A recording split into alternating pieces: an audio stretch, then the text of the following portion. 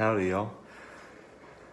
My biggest motivation is probably the well-being of others, because it's hard for me to understand why people don't see this as a number one priority in the first place. But the more I think about it, the more I understand it, because for years we haven't really been taught to look out for others. We're taught to look out for ourselves our parents will go out and say, you need this job, you need to get this amount of money. And they'll use that as a basis for success.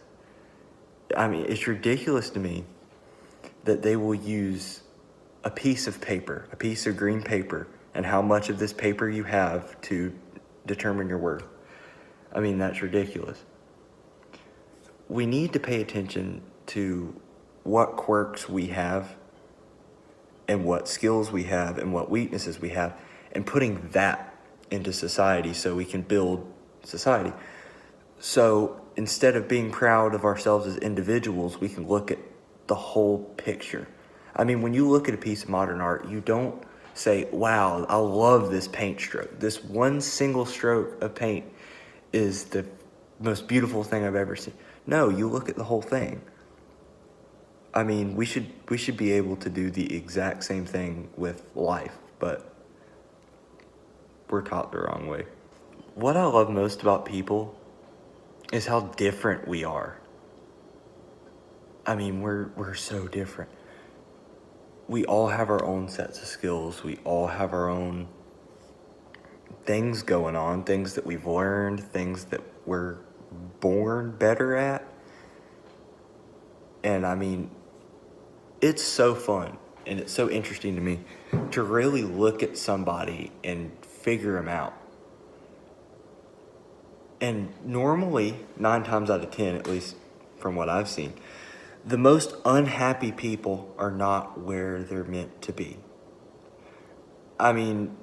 Just look at people working 9 to 5 jobs that they hate. You look at someone that's sitting at a desk job all day.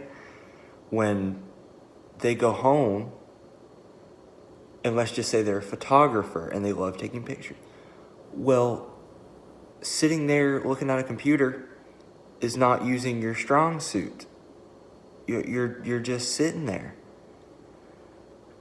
and constantly thinking, what could I have done different? What could I have done different? That'll drive anybody crazy. I don't know about you. I couldn't do that. But when you really figure someone out and you figure out what they're meditating over in their head day in, day out, that's the most interesting thing to me. I love that. I love figuring people out. It's fun. It's kind of like a puzzle. We're complicated. The number one thing I cannot stand about people is selfishness. I can't stand it. What's the point? There's no point in selfishness. There's absolutely no point in hogging up a bunch of resources for yourself. Because are you going to be able to get those resources?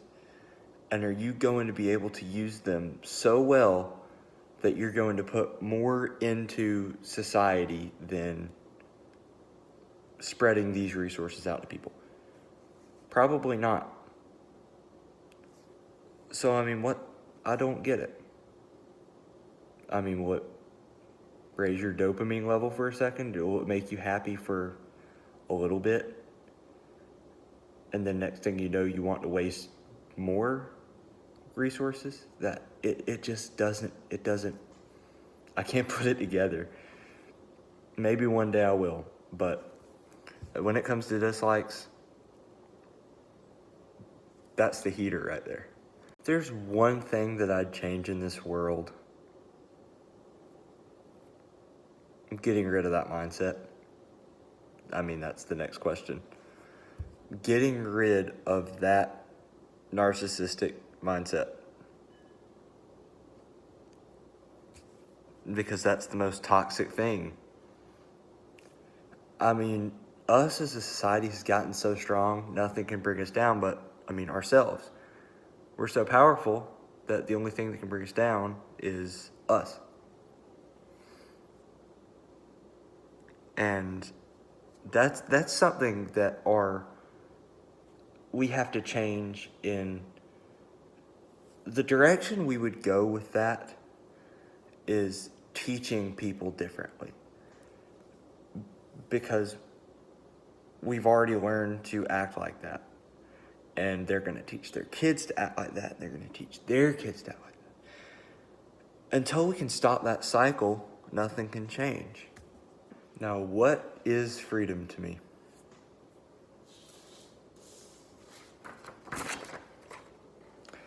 I actually have written down the definition of freedom. So, your boy prepared. The power to act, speak, or think as one wants without hindrance or restraint. And you know freedom's a big thing for me because I live in the States. I live in the USA. Freedom is a word that I hear every single day. I wake up, I whip out my phone, I see something patriotic. At least with me, maybe. I don't know, that's just the way it is. And it's pretty cut and dry. That is freedom.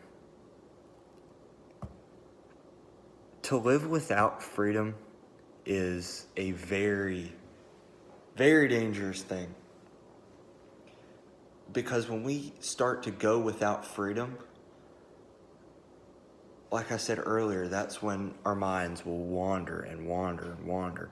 And they'll get further and further off the beaten path. Next thing you know, mental illness. There you go, mental illness. So really, freedom is the key. But at the same time, the dangerous thing about nowadays is we'll have so much freedom and then we'll get locked in our own heads.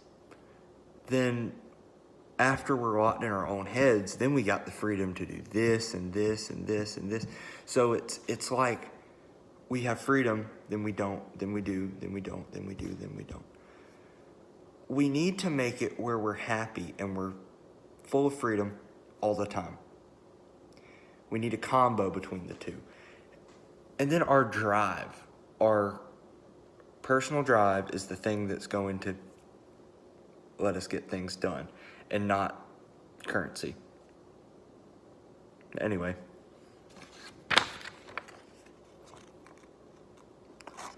I love doing this. And there it is.